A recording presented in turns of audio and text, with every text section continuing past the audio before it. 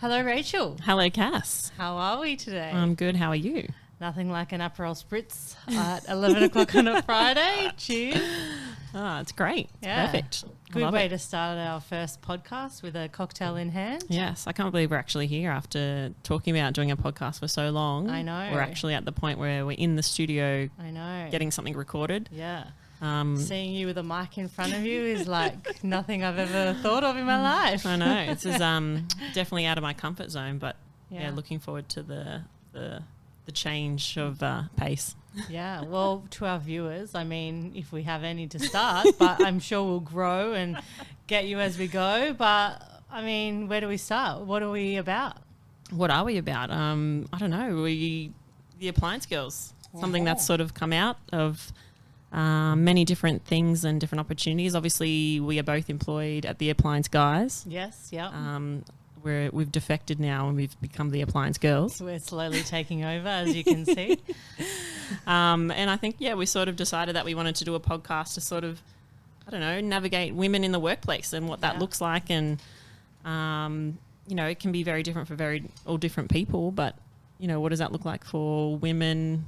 Yeah, I mean, the appliance world, it's very male dominated and we're two girls navigating through it in the marketing sector of it, and events. I mean, events are the fun part, so why not? Exactly. But hey, we thought there's so many great women out there that are in the male-dominated industries that are killing it at life, and we thought, why not showcase them and see what they're about, how they got to where they were. Yeah, and I think it's about celebrating how they've got to where they are in their position. Yeah. I think for us, we're both got to where we are in very different ways, very different journeys, which 100%. I think we'll talk about today as well, and obviously throughout the podcast. Yeah. Because we do come from very different beginnings and journeys into the role of what we are in now as marketing directors of the Appliance Guys. Yeah, exactly. But I think I'm really excited to, get women on the podcast, but then also get some men on the podcast and in different industries and see what comes from that as well. And I mean, we love men too. We're not all about women. We love everyone.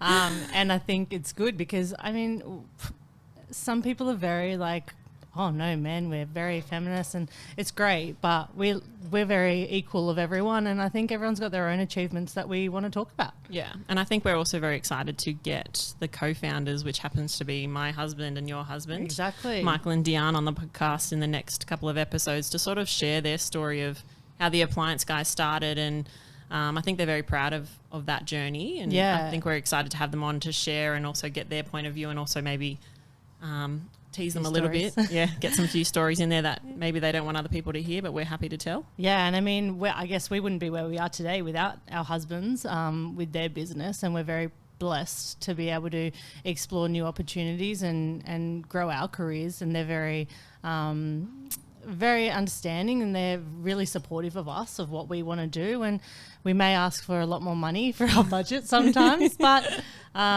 they're probably the hardest on us, and it's good. Some people always say, oh, working with your husbands must be so hard. They're probably, you get to take a day off whenever you want, but in fact it's actually the opposite. They're like, why aren't you coming to work today? Come on, like get up and go. And they're very I guess motivational as well. They get us into the office and get us working, so it's good. It keeps us busy. Yeah. Especially with you with 4 kids. Yeah. And I think that's what we're doing today as well, is sort of getting a little bit to know Cass, yourself and myself, a little bit about ourselves personally. Yeah. And then how that contributes to our role as in the business. And I mean, our podcast is not going to be all about work and the professional side. We want to be about, work-life balance and juggling your personal side with your work side and some fun things on the way. I mean, we have some great conversations at lunchtime at work, and we want to bring them to the public. They can be controversial sometimes, but we want to have a fun side of it and see where it takes us. Yeah, absolutely. And I think, the different conversations we've had we have a Friday lunch with our office staff that we love to have, and we definitely get into some interesting conversations, and we've always talked about, hey, this could actually be a podcast because it's actually quite interesting. Yeah. I'm sure OnlyFans gets mentioned in our Friday lunches oftentimes as a topic. Yep. And also TikTok and whatever it might be, but it's always a good time. So we thought we'd bring some of those stories across as well onto the podcast. So yeah. And I mean, a lot of people are always, when we announced that we were going to be doing this podcast, a lot of people were like, oh, what made you come up with this? Why are you starting a podcast? You know, it's very different to what we normally do. And we've always talked about doing a podcast for years and years, but we never really kind of pushed ourselves, and we never thought of anything that, I mean, we have lots to say, but we never thought of topics that could be like, oh yeah, people will listen to this. But I mean, working in marketing for, I mean, what, a year now? Yep. A year and a half or so. We've got to connect with a lot of people and learn about them, and we thought, why not bring their stories to everyone? Yeah, exactly. I think that's exactly what we want to do. And I think it's quite funny how we sort of got the Appliance Girls name for our podcast. Obviously, we've been thinking about doing a podcast for a long time, but didn't sort of have a name to it. And I think it sort of came about at a night out. Yeah, a few drinks down. And we'll just say thanks to Fred, our colleague. If anyone out there knows Fred, his version of what the Appliance Girls business looks like is a little bit different to what we've got in mind. But if you're out there, Fred, thanks for the motivation. To put this together. And if you do know Fred, maybe ask him what his version of the Appliance Girls is, because it's actually quite a funny one. It's a funny one. It probably is a winning combination. But it could be a winner. Maybe down the line. That's something he can take over. We might expand our podcast to something different. Yeah. But that's a future thing. Yep, exactly. We will see our business grow. Well, I think maybe, I don't know, we need to learn a little bit about ourselves and where we're from. So, Cass, why don't you tell me or tell everyone who's Cass? I mean, anyone that knows me know that I'm a big extrovert. I love to talk. I'll talk to anyone that I meet, and I've always been that way. And I think a lot of my upbringing has been all about working hard and just getting experience, whereas our journeys are totally different. I mean, when I was in high school, I was never really a brainiac. I was like, school, great. I'd rather go socialise and lunchtime, talk with the girls and everything. I was never really about my grades, and all my report cards would say Cass would, really be great if she just exerted herself. And I'm like, yeah, okay, great. But I'm more about, I want to get out in the workforce. I want to do stuff and learn. And that's the way I learn things, is watching other people, I guess.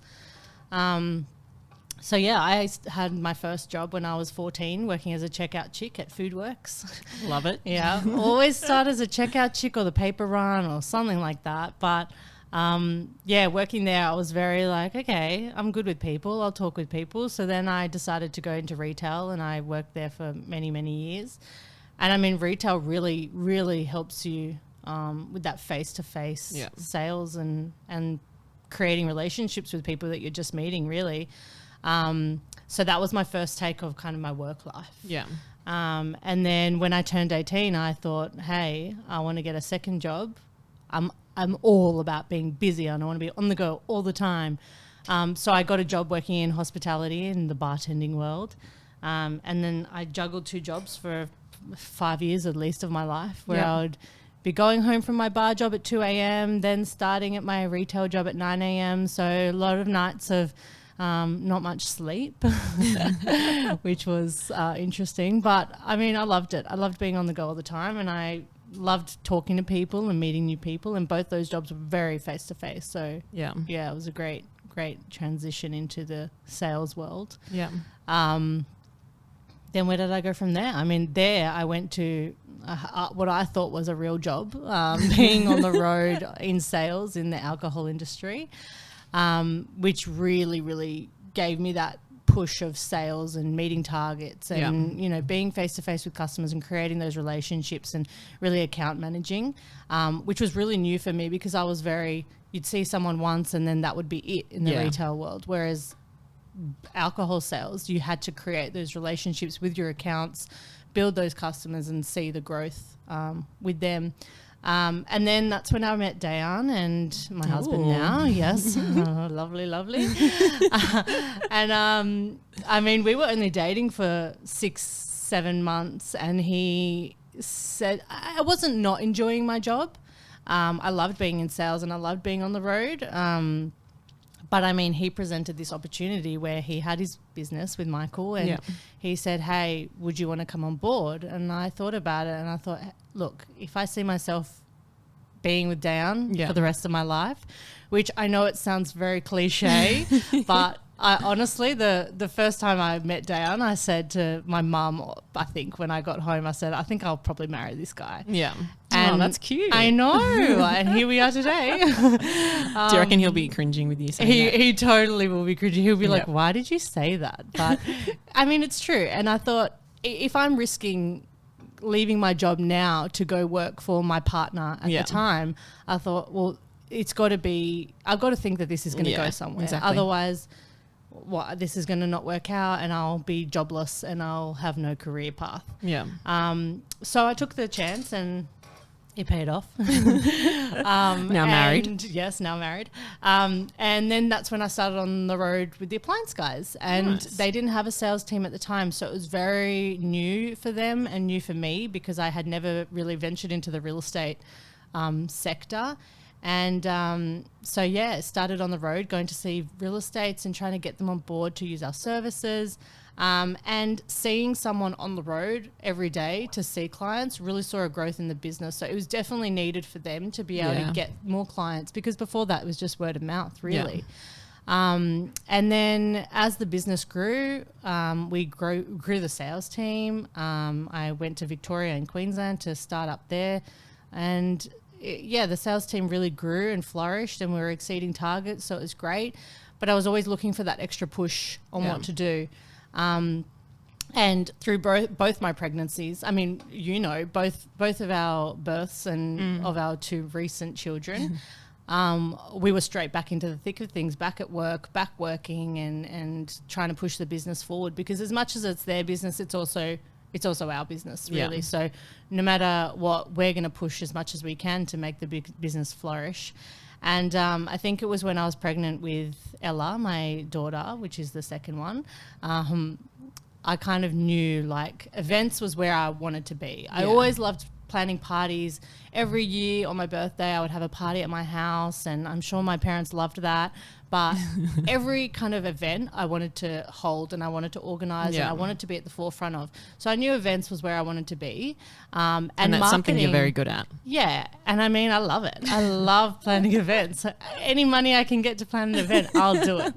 But like marketing kind of plays into events because you're always going to get on the front foot of marketing that event. So marketing events always kind of works together. So I always knew where I wanted to be. Yeah.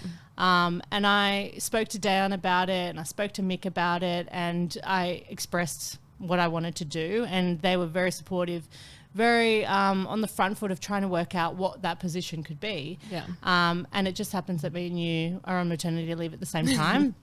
Both wanted to do the same things, both great at our jobs. So that's when we came back and started marketing and events. And it's been a good ride so far. It has, actually. It's been definitely an amazing experience, but just lots of different opportunities that we've got involved in. And I think it's learning new skills as well, going along to coincide with a lot of our current skills as well has been 100%. Good. 100%. And I think both of us kind of complement each other in different ways. Like I'm very... loud. So I'm very at the forefront, like trying to talk to people and everything. And you're like so creative, like your Canva skills like out of this world. I mean, I'm sure everyone uses Canva, but Rachel is like on another level. And I'm definitely an introvert. So that's where we have some similarities, but we've got lots of differences and I'm definitely an introvert. So and it's funny because we always say, great minds think alike, but we're such different people. But when we come to work, we both come and say, oh, we had this idea. And you're like, oh, I was thinking the exact same thing. So we really complement each other in that way as well. And I think when it comes to events, it's quite funny because we go and you're just so excited to talk to people. And then I'm like, I'm just happy to organise and make sure it runs smoothly. And then you can do the talking with people because that just is something that it's not my best trait. So I don't know. I just think that like growing up, like I've always taught. Actually, I was quite shy when I was a child, but then growing into my teenage years, that's when I really flourished. I came out of my shell and I was really, open to meeting new people. And I had different groups from different schools that I was friends with. And everyone was like, how did you make so many friends? And I'm like, I just talk to people. Like, that's what you got to do. Yeah. But I guess your journey is very different to mine, Rach. Yes, it is. So basically through school, I didn't have a job. I didn't get my first job until I was 18. purely because I was heavily into sort of elite sport. I was involved in elite athletics for a very long time, probably up until I was about 23, 24. Did have big dreams of making it to the Olympics and Commonwealth Games and got close, but not close enough. So that dream sort of went to the side. But basically I was the biggest nerd at school. Michael makes fun of me all the time because we are the complete opposite. I was a nerd. I was a school captain in primary school, school captain in high school, like love school, teacher's pet. Like it's embarrassing to say it now, but that's what I was when I was younger. Whereas he is the complete opposite. He would never turn up to school, hated school. Obviously you'll find out when we have him on the podcast. He'll talk about how he left in year 10 to pursue his dreams. And so we are very different in that aspect. But yeah, I love school. And so literally went straight from school, straight to uni to become a teacher. Yeah. So Michael always makes fun of me and said, you went straight from school to then become a teacher to be at school. So that was my journey sort of out of school. And then through uni, I was coaching. So sort of in the same sort of area. Didn't have any of that retail experience that you had. And then got straight into teaching and ended up teaching, was a teacher for 13, 14 years. Crazy. Which I loved and I was very passionate about. But then it also came to a time where I was like, you know what, I think I need a change. Michael, for so many years, would be like, hey, like, can you quit teaching and come work for us? And I was always adamant, like, no, there's no way I'm going to work for you. Like, that's not my thing. Like, my thing is teaching. I'm going to be a teacher till I'm old. I'm going to die a teacher. Yeah. But then it sort of got to a point where I was like I was moving up. So I became a head teacher, and then, you know, there was the idea of maybe deputy one day, but then I was like, it just sort of fizzled. The passion was sort of lowering and fizzling out a little bit. And so I thought, I might need a change. And then I've got 4 children. Yeah. So after the birth of my 3rd child, my daughter Addison, my mindset sort of was a little bit different. I was like, you know what, I think I might quit teaching. Different things happened, and I was like, I'm going to quit. And then Mike's like, okay, so you're going to come work for the Appliance Guys? And I said, well, actually, no, I'm quitting to go to nothing. Like, I didn't know what I was actually going to go to. And I didn't actually quit to go work for them, which is a lot of what people think. They think, oh, you quit just to go straight to them. And I was actually, no, I didn't. I quit and didn't really have a backup plan. Yeah.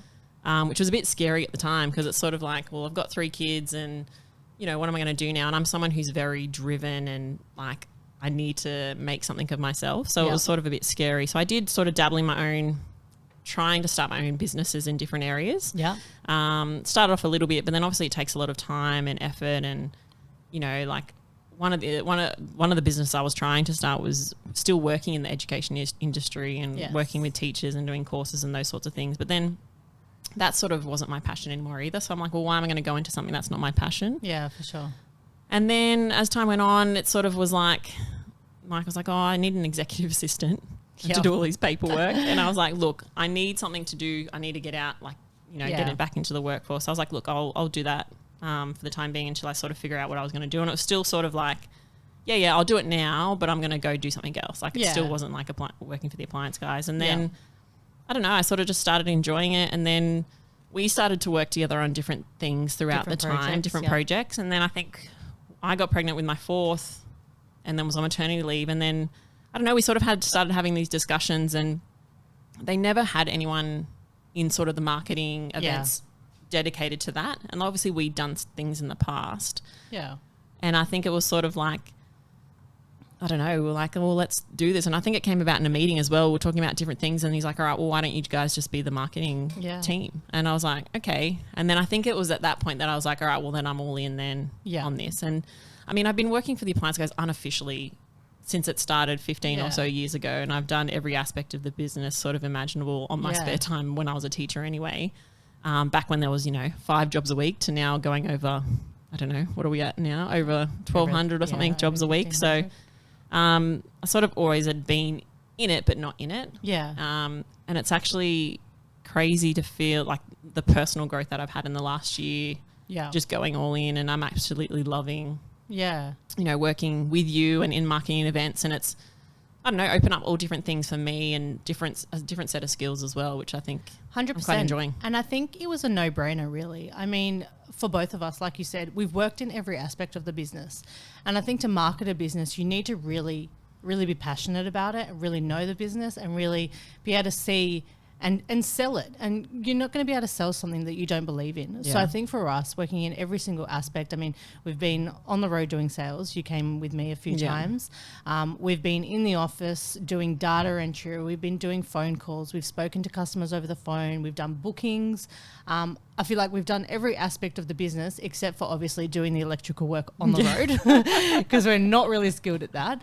But I think because we did every aspect of the business, we really believe in it. We're really able to push it and really able to come up with new ideas on how it can grow and how we can market it to our customers. Yeah. And I think for you, I mean, we both have such different strengths. And I mean, your social media skills especially, I mean, you had your Instagram Fit and Healthy Mama and you grew that to like 20,000 followers or something. Yeah.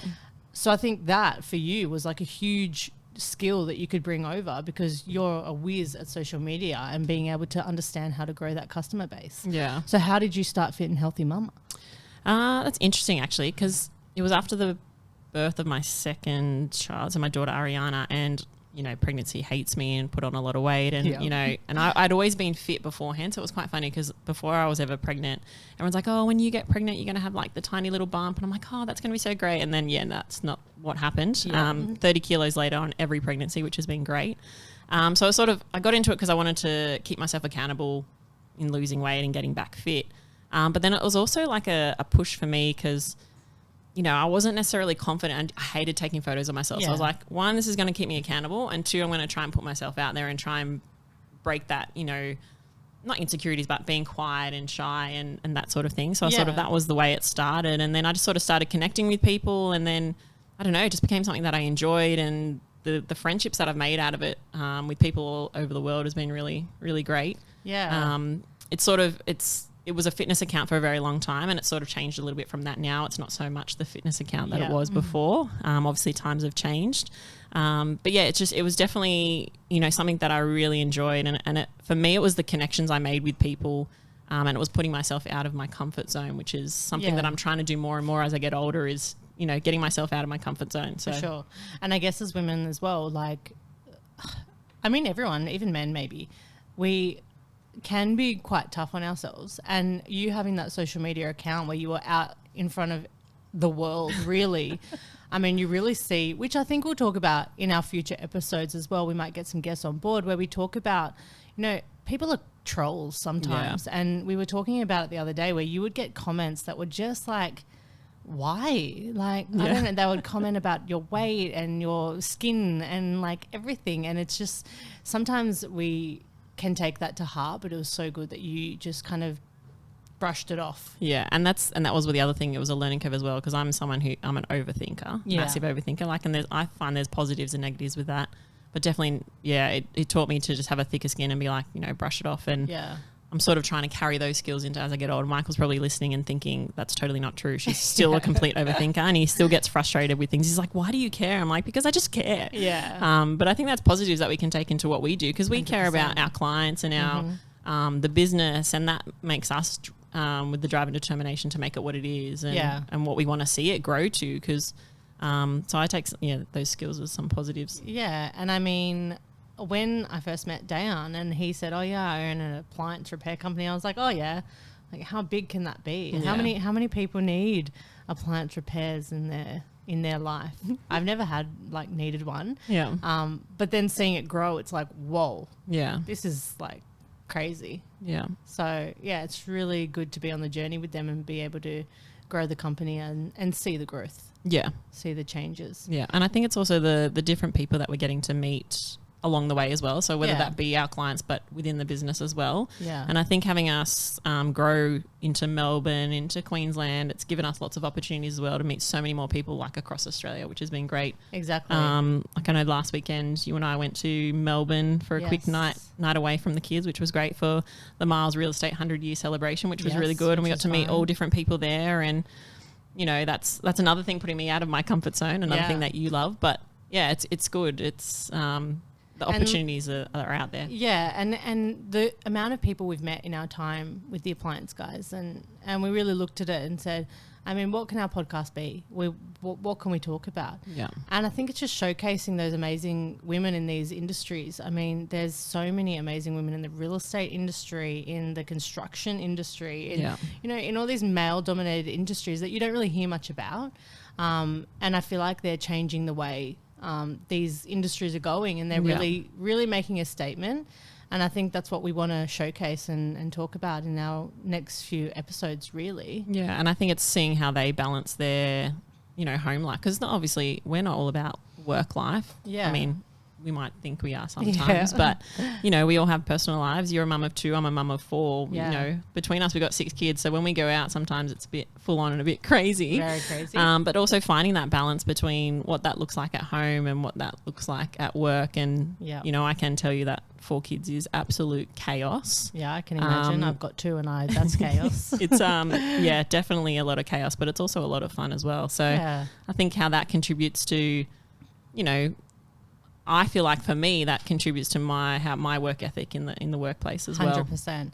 And I feel as well like we both had this mum guilt coming back to work, that we were like, oh my gosh, we're leaving our kids at daycare or with our in-laws, and we're both very blessed to have amazing in-laws and parents that can look after our kids. Yeah. I know some people don't have that and they have to go to daycare, and it's really hard navigating that mum guilt that you're going back to work and leaving your child. But I think we'll showcase that in the next few episodes as well and talk about it, because there's so many mums that do get that mum guilt having to go back to work and leave their kids. And I guess we'll kind of talk about how we can navigate that and help you, because I know that it took us a while. There was many a tears, many a talking, or when are you going back to work, or when are you going to go back to work? And but I think it's an ongoing thing too. Like, I don't think it's something that we're never going to have it worked out. And I know 100%. Each week for me it's different. Like one week I'm stressing and there may be tears, and Michael's looking at me like, what's your problem? And I'm like, well, this kid's got to go here and this one's got to go there, but then I've got to be at work. Like, how does that work out? So each week is different.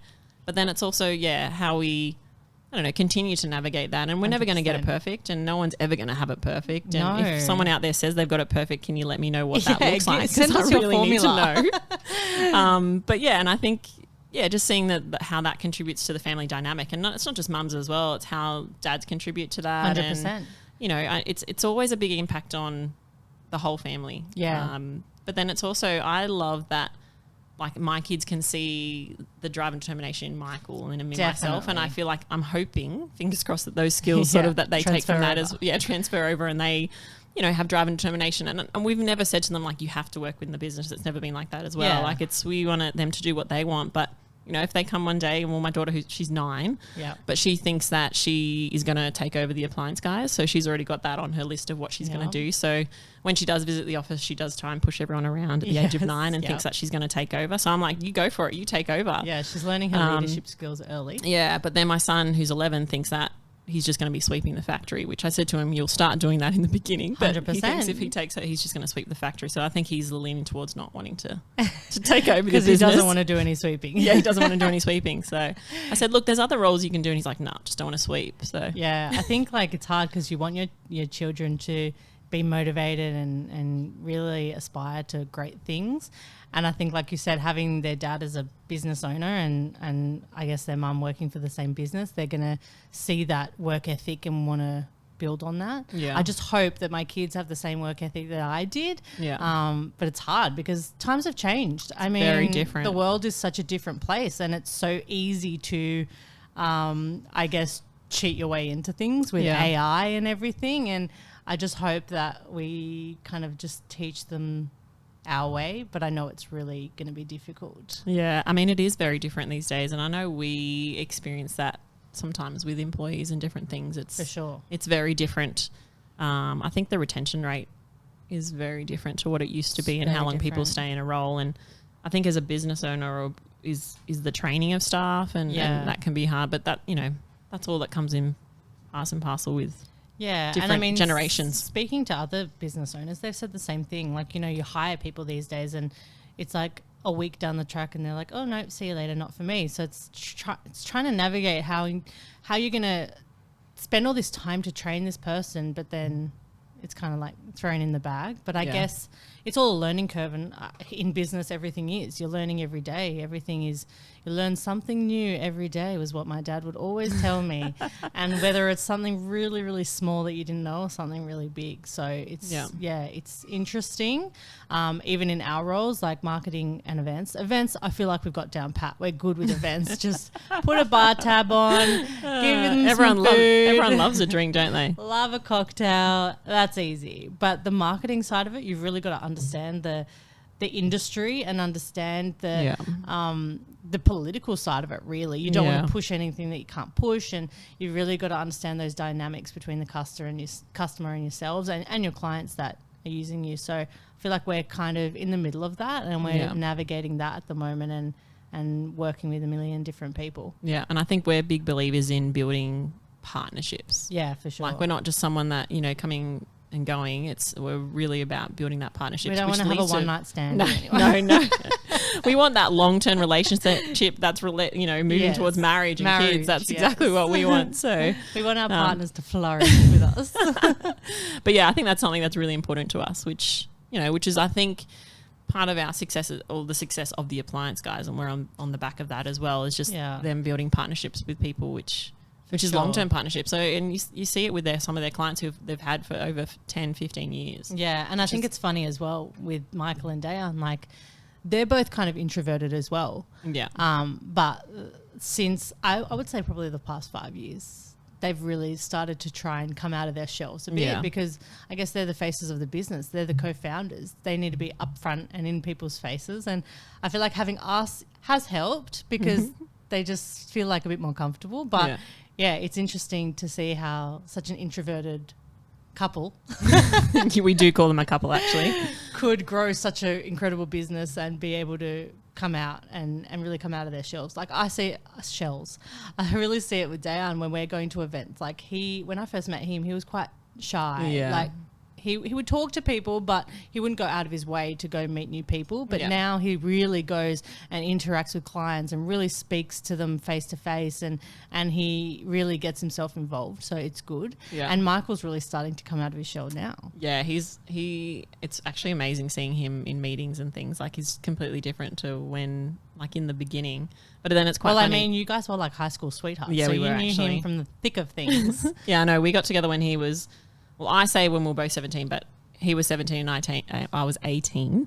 Cooper. He doesn't let me forget that, actually. He tells everyone how much older I am. It's only 6 months, but he loves to tell everyone. But yeah, we met quite young. So it's just seeing that growth. And I think it's exciting to see that we've grown together, which is really exciting as well. But yeah, high school sweethearts. We're moving through the business world.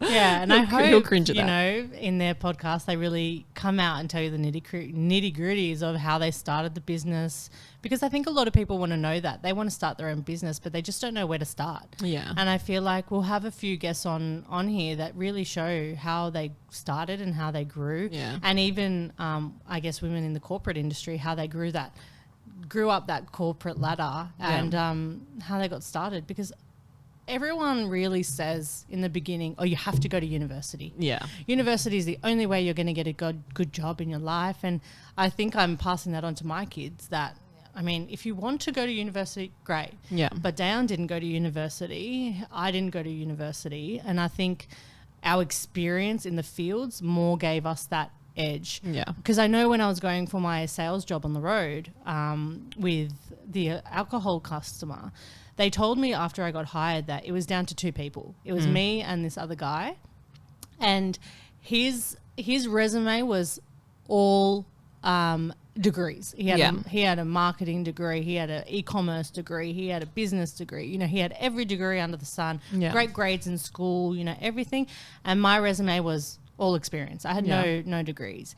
And I think they told me what set me apart from him was that I was great with people. I was able to talk. I had the experience. I was not like shying away from anything. And I think today's day and age, really, a resume is great, but they really don't know you until they meet you face to face. And if you can't talk to someone, or you can't, sell yourself, then university is really nothing really.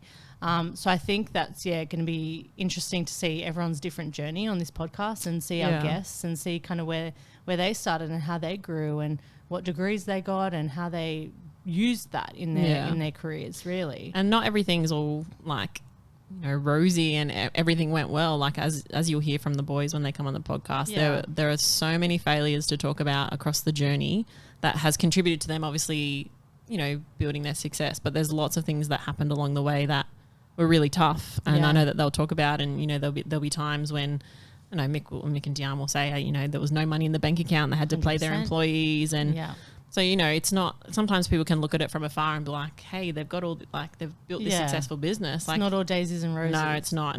And I think that's as well with social media. Like, people only see a snippet of your life. Yeah. They only see a 2-second, 10-second video, a 30-second video or a picture. And they don't really know the challenges that you took to get to that spot.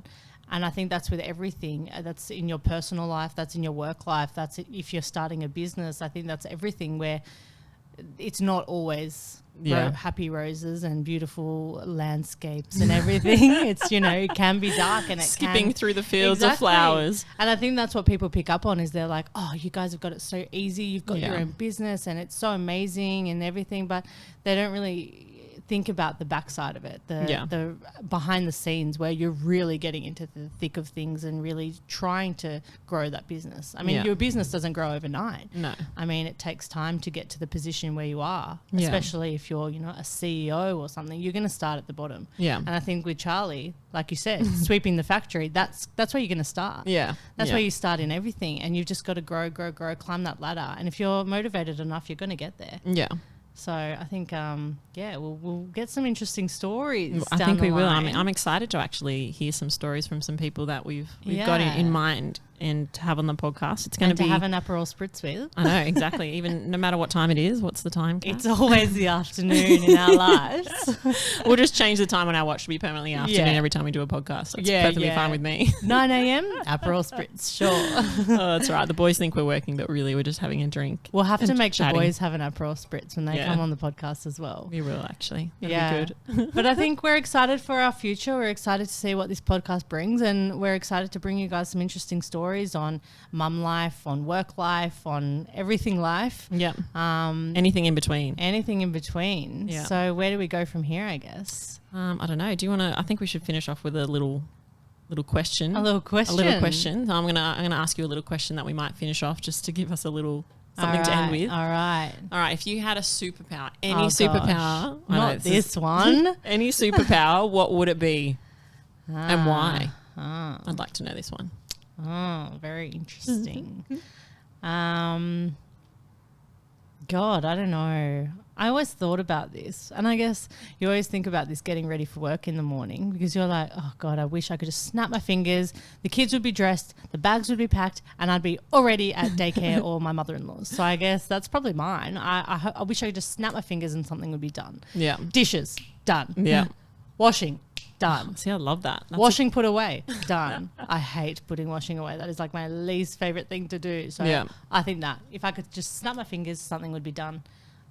That would be my superpower. I like that superpower, actually. I think what that about would... you, Rachel? See, if that was my superpower, that would be absolutely life-changing because I cannot handle the amount of washing that I have every week. I know I tell you about this every week and you're probably sick of hearing me saying it, but I'm just she needs a commercial washing machine. That's what she needs. I need to employ someone just to do my washing because I'm sick and tired of it. So I think that superpower would be like phenomenal. Yeah. But something different, another superpower. I think a superpower would be that your car is permanently filled up with petrol. Oh, that's amazing. Anyone else out there? I honestly hate stopping and filling up my car with petrol. And I literally... If your husband is like mine, he'll hand over the car with -0 petrol. Yes. The number of times that's actually happened that Dion has done that has been, I could definitely tell you how many times. It's too many times to count. For sure. And I guess to our listeners, what would your superpower be? Yeah, let us know in the comments, I suppose. Yeah. And we're excited to see you, or not see you. What? You've spoken too much. Is this have you actually talked too much? I don't know if this was capable. I know. It's amazing. I never thought this day would come. But we're excited for you to listen, and if you want to know anything, or if you want to learn anything, or if you want to talk to anyone, comment on our stuff and we'll put it on. Yeah. Why if you have any not? questions, just let us know and we'll try and cover it in our future podcast. But yeah, it's been exciting. Yeah, it's very exciting.